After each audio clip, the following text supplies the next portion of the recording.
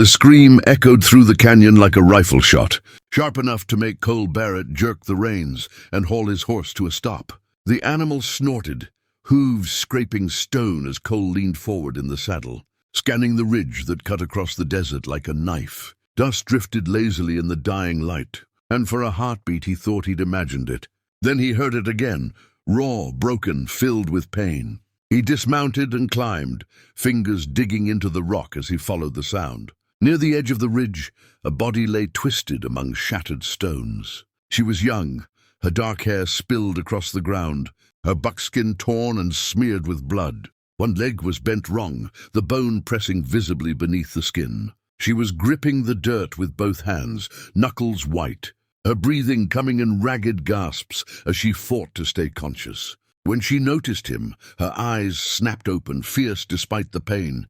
She tried to drag herself away, but the movement sent a violent tremor through her body, and a cry tore from her throat before she could stop it. Cole raised his hands slowly, keeping his voice low and steady. He'd seen fear before. This was more than that. This was someone who expected death to follow. "I ain't here to hurt you," he said, "but that leg's broken bad." She shook her head, jaw clenched, tears streaking down her dust-stained face. The wind tugged at her hair, threatening to push her closer to the edge. Cole crouched beside her, careful not to touch her yet. From the marks in the dirt and the way the rocks were scattered, he could tell she hadn't slipped. Someone had shoved her, hard enough to send her over without mercy. Night was coming fast. Coyotes would smell blood before dawn. Her strength finally gave out, and she sagged back against the stone, breath shuddering. "They pushed me," she whispered, anger burning beneath the pain. "They wanted me gone." Cole swallowed, pulling his canteen free and offering it to her. After a moment's hesitation, she drank. When he began to set the leg, she bit down on a strip of leather he tore from his saddle, refusing to scream even as her whole body shook. When it was done, she lay still, eyes closed, sweat cooling on her skin. "My name is Naya," she said faintly. Cole looked out over the ridge, unease settling in his chest. Whoever had done this might still be nearby, and if they thought she was dead, they wouldn't expect anyone to come looking. "I'm Cole," he said, "and I'm not leaving you here." Morning light crept slowly into the canyon, pale and unforgiving. Cole had barely slept, rising at every sound beyond the fire's weak glow. Naya lay wrapped in his spare blanket, her face drawn tight with pain, even in rest. Her broken leg was swollen now, the skin stretched and angry, and Cole knew moving her would be dangerous, but leaving her here would be worse. When she woke, she tried to sit up and failed, a sharp hiss escaping her lips before she could stop it. Cole was beside her instantly, steadying her shoulders. For a moment she stiffened, old fear flashing in her eyes. Then she exhaled and let herself lean back. "You didn't run," she said quietly. "No," Cole replied. "It didn't seem right." She studied him for a long moment, as if weighing his words against a lifetime of hard lessons. Then she nodded once. "They followed me from the North Trail," she said. 4 men. They wore ranch brands and carried rifles, but they spoke like they owned everything they saw. Her hands tightened in the blanket as she spoke. She told him how they'd blocked the trail, how one had accused her people of stealing cattle, how another had laughed when she stood her ground. The argument had turned fast. One shove, a rush of air, then the rocks rushing up to meet her. "They said the land would be empty soon," she whispered, "that the Apache would be driven out or buried." Cole felt a cold weight settle in his gut. The words weren't unfamiliar. He'd heard them in saloons, on cattle drives, spoken casually by men who never had to face the consequences. When she described the brand burned into one man's saddle, his jaw tightened. He knew it. Everyone did. Those men didn't like witnesses. He rose and scanned the ridgeline, hand resting near his revolver. The tracks below told him enough. Horses had passed through not long ago. Too close, too recent. "If they know you're alive," he said, "they'll come back." Naya's gaze hardened. "Then I won't hide." Despite the pain etched into her face, there was steel in her voice. Cole admired it, even as he worried it might get her killed. He began gathering supplies, tearing strips of cloth, checking the splint again. When he lifted her gently to adjust it, She gripped his sleeve, knuckles white, but she didn't pull away. "You could leave," she said. This isn't your fight. Cole met her eyes. "Someone tried to murder you and leave you broken on the rocks. That makes it my fight." Outside the camp, the wind carried the distant echo of hoofbeats. Or maybe it was only his imagination. Either way, danger was no longer a possibility. It was coming.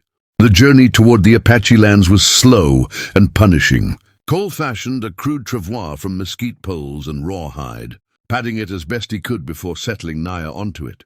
Every uneven stone sent a jolt through her broken leg, and though her breath caught each time, she refused to cry out. Sweat beaded on her brow, her face pale but determined, eyes fixed on the horizon, as if sheer will could pull them forward.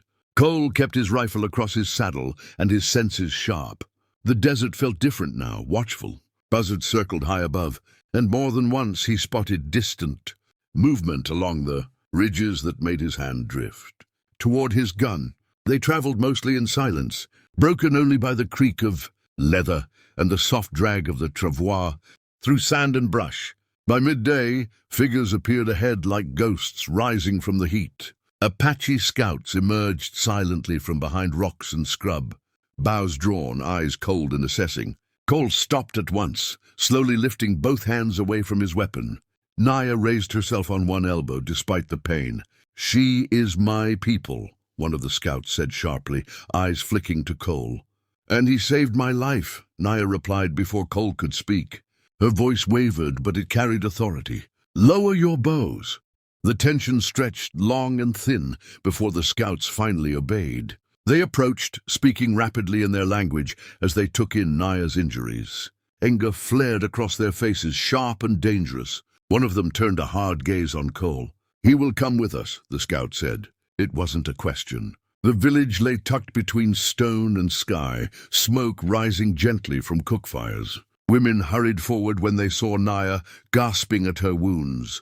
Elders gathered as she told her story, her words steady despite the fury burning beneath them. Murmurs spread, then hardened into grim silence. This was no accident, no misunderstanding. It was an act of war. Cole stood apart, feeling the weight of unfamiliar eyes on him. He expected to be ordered away, or worse. Instead, he was given water, food, and a place by the fire. Still, unease clung to him like dust. That night, as stars crowded the sky, Naya approached him on a carved crutch, her movements careful but proud. She lowered herself onto a stone nearby, studying him with a quiet intensity. "You crossed into danger for someone you didn't know," she said. "Why?" Cole stared into the fire, watching sparks rise and vanish. "Because no one deserves to be thrown away like that." Naya nodded slowly.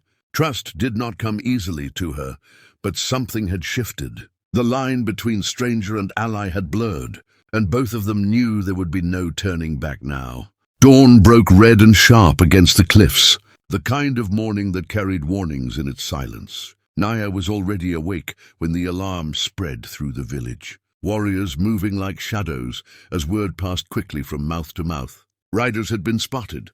The same men had returned, confident enough to believe fear and injury had finished their work. Cole climbed the ridge with 2 Apache warriors, the ground cold beneath his palms as he took position above the narrow pass. From there, he could see the dust rising in the distance. 4 riders advancing without caution. They laughed as they rode, rifles slung loose, unaware that the land itself was watching them now. Below, the ambush unfolded swiftly. Arrows flew first, striking stone and horse, panic erupting where arrogance had ridden moments before. Gunshots cracked the air in response, sharp and desperate. But the echoes only seemed to anger the canyon. Cole waited, heart pounding, until the leader broke from the others and charged toward the ridge, the same ridge where Naya had been shoved and left to die. Cole stepped into view, rifle leveled. The man reined in hard, recognition flashing across his face. "You," he spat. "Should have let her fall." Cole's voice was steady, cold. "You should have known better than to push someone who wasn't alone." The fight ended quickly after that. Outnumbered and trapped, the remaining men fled, leaving behind blood in the dust and a lesson carved deep into memory. No one chased them far. The message had been sent. The land was not theirs to take. Later, when the sun climbed high and the danger had passed, Naya asked to be taken back to the ridge. With help, she stood there again, leaning on her crutch, the wind tugging at her hair just as it had before. Her leg still ached fiercely, but she welcomed the pain. It reminded her she had survived. "I thought this place would always haunt me," she said softly. "But now it doesn't." Cole stood a respectful distance behind her. "Places don't choose what happens on them," he said. "People do." She turned to him then, eyes clear, unbroken. "I fell," she said, "but I was not ended. And neither was my people." The canyon stretched wide and quiet before them, no longer a grave, but a witness. As they stood together in the rising light, both understood that something had changed, not just in the land, but in themselves. What began with pain and betrayal had forged something stronger than fear, survival, and the promise of what might come next.